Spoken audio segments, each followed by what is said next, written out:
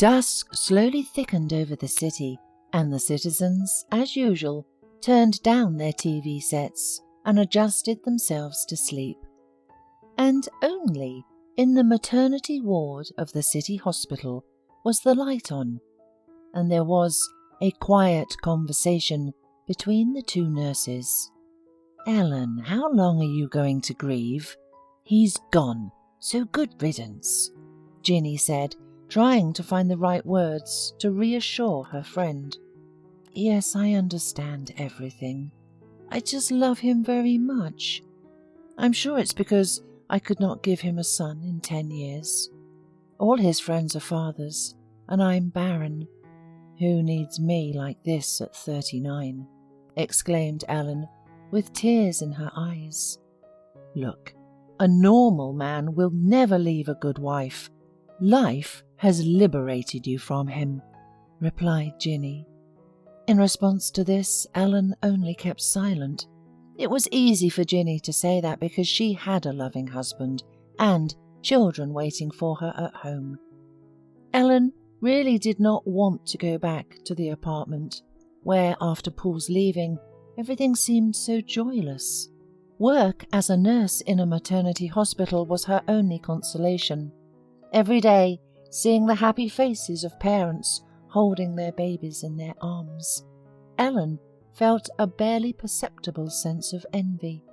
She wanted, just like these young mothers, to hold her baby in her arms and surround him with love and care.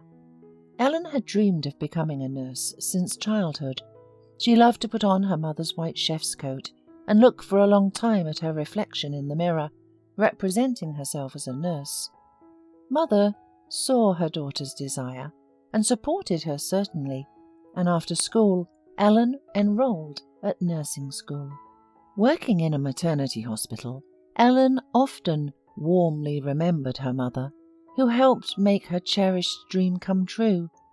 Unfortunately, an insidious illness took the unfortunate woman's life just 6 months ago, and Ellen severely suffered the loss of a dear person, and now Paul has left her for another woman. From a state of painful memories, Ellen was brought out by Ginny's voice. "Ellen, let's go to the 7th ward. There's a woman in labour brought in serious condition. They say she got sick at the train station and lost consciousness. Apparently a homeless woman. Her belly is huge. Maybe she has twins. I feel a difficult delivery is ahead of us." Ellen immediately dismissed her sad thoughts and followed her friend. To her surprise, the woman in labour turned out to be very young. She did not even look 20 years old, and she was on the verge of physical exhaustion. Ellen came up to the girl and, addressing her with care and concern, asked her how she was feeling and what her name was. In the girl's eyes immediately sparkled a light of hope that she would be helped here and would not be judged. Her name was Sandra, but to learn more, Ellen never could. Soon Sandra began having incessant contractions, and an hour later 3 twins, 2 boys and a girl, were born. The doctor who heads the department, wiping his forehead with a damp napkin, tiredly muttered, "This is unbelievable, colleagues. In my practice, this is the first such case." Only the girl didn't look happy at all. There were tears in the corner of her huge Bambi-like eyes, and it was clear that there was not an ounce of joy in them. In the evening, when the excitement around the unusual birthing woman gradually faded, Ellen looked into the ward to Sandra. "And why are you sad, honey? You should be proud of you. Such happiness. 3 babies. Many people only dream of this." In response, Sandra wiped away a tear and, sniffing her nose, replied briefly, "I have nothing to be happy about. Some people are happy, others are not." After these words, she turned to the wall. Ellen shook her head and went to her post. The night promised to pass quietly, and the woman was spending the time reading some unpretentious novel about love. But alas, she was not destined to enjoy a book like that. Ellen, who always reacted sensitively to any noise, suddenly heard the collective crying of a few babies. Cautiously walking down the corridor, she realized that the crying was coming from the ward with 3 babies. When the nurse opened the door, she saw that the window was wide open and there was no one in the room except the 3 crying babies. Apparently, Sandra had run away from the maternity ward. "Oh, my God! How could it be? Why did your mother leave you?" whispered Ellen, taking each of the babies in her arms in turn to comfort them. Soon, the news that Sandra had escaped spread throughout the maternity ward. "Ellen, your shift is nearly over. It's time to go home. Your eyes are already red from lack of sleep," said Ginny, hugging her friend by the shoulders. "Ginny, thank you for your concern, but I'll be on duty some more. I'm not tired at all. I'll sit with them. No one needs them. You know they're not your family, and they'll never be. You know that very well." "Well, good luck with that. I'm going home," said Ginny in farewell. And Ellen, meanwhile, continued to care for the babies, even though she had already had a legal day off, and only at the request of the head of the maternity department, the woman agreed to go home to rest.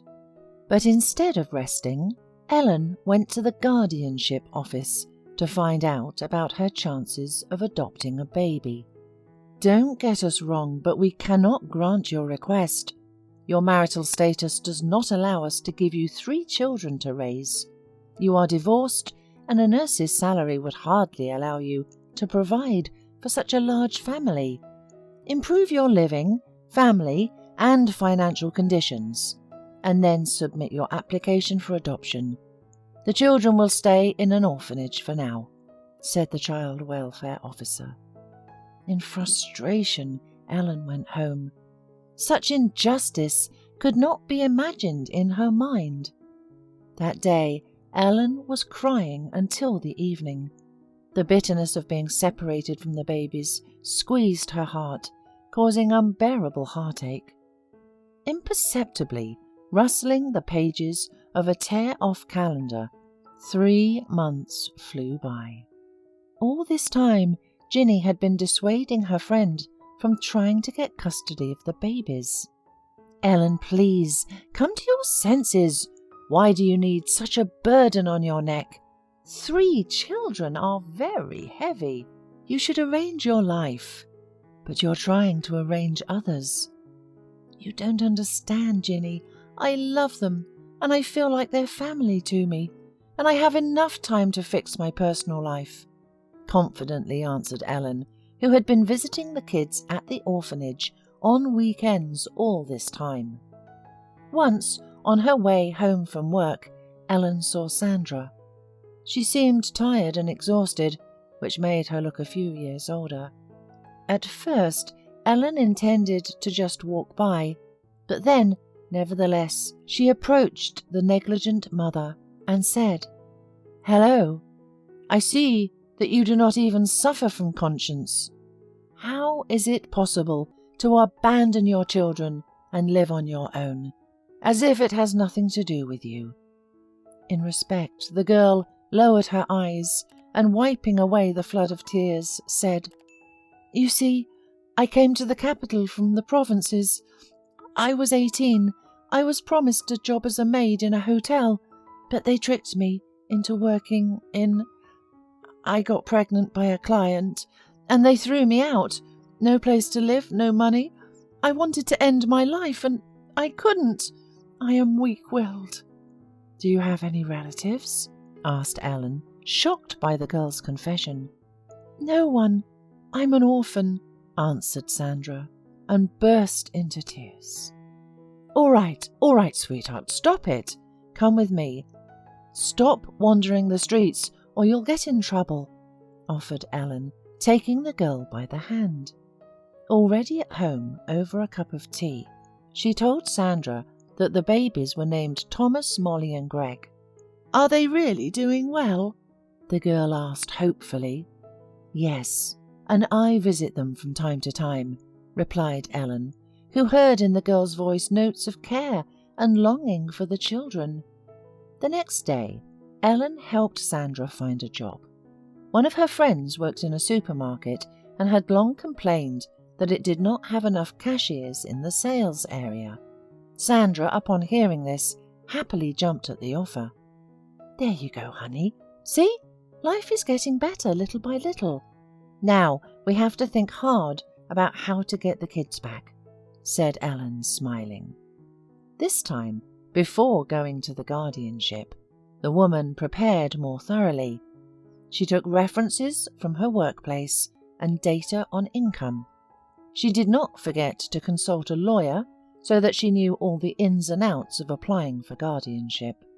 The guardianship service was very surprised to see Ellen for the second time, but now the woman's paperwork was flawless and her petition was approved. So, thanks to her persistence and perseverance, after a month or so, Ellen and Sandra were able to take the children out of the orphanage. Since they worked in shifts, they took turns caring for the children, filling in for each other. Time passed quickly. Before the happy women could look back, the year flew by. Sandra had already adapted to the work in the supermarket and was considered one of the best salespersons. Ellen, as before, worked in the maternity ward, helping women in labour. But only now she found meaning in her life. If before she used to come home from work to an empty apartment, now she was greeted by the cheerful hubbub and joyful laughter of children. Of course, without a loved one near, happiness could not be considered complete, but Ellen preferred not to dwell on it. As for Sandra, a pleasant young man appeared in her life. Modest girl rarely talked about him, but Ellen knew that his name was Edward, and he was a security guard at the same supermarket where Sandra worked. Their relationship developed gradually. At first, it was just shy mutual glances and smiles, but over time it came down to a first date. More than anything, Sandra was afraid that Edward, upon hearing that she was a mother of 3, would leave her. But the man, to his credit, was very decent, and he was not embarrassed by the 3 children of his beloved girlfriend. As it turned out, the guy was raised by his father, and for most of his childhood he grew up without his mother. "Are you in love, Sandra?" asked Ellen. "I am. You know, he's so nice, and he asked me to marry him. We've already set the date. It's just going to be a ceremony with friends, and then we're going to celebrate at a restaurant." "Wow, that's news! Well done. And thanks for letting me know in time, because I do not have a proper dress," said Ellen, smiling. She, who was happy that things were going well with Sandra. The month flew by, and the long-awaited wedding day arrived. At the ceremony, the young couple invited their colleagues and Edward's father and Ellen. After the newlyweds exchanged rings and went to the restaurant, Ellen decided to go home. The woman was worried about the babies, who were left in the care of a nanny. To Ellen's surprise, George, Edward's father, volunteered to escort her.